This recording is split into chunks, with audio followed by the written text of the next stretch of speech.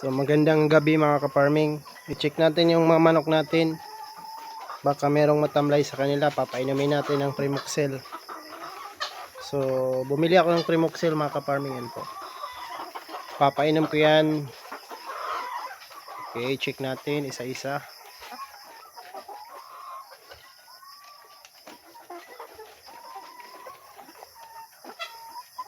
Dito merong isa. Kukunin natin yan mamaya.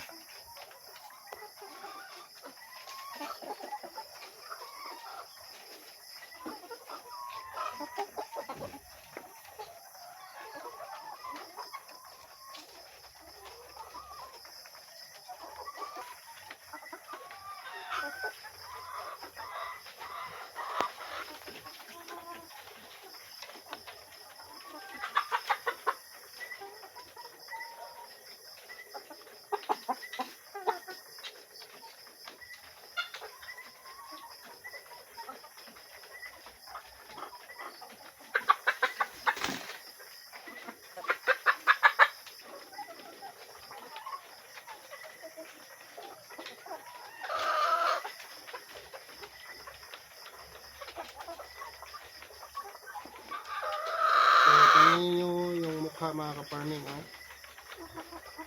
Meron siyang sipon.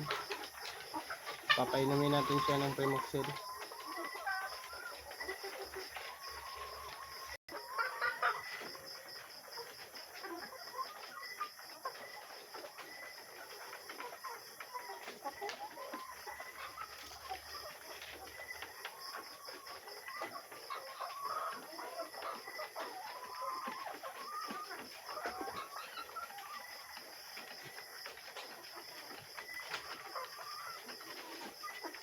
So ngayon mga ka-farming, ihiwalay muna natin siya.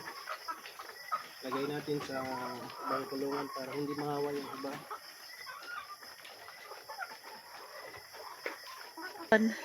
So ilagay natin to dito mga ka-farming para hindi siya makahawa.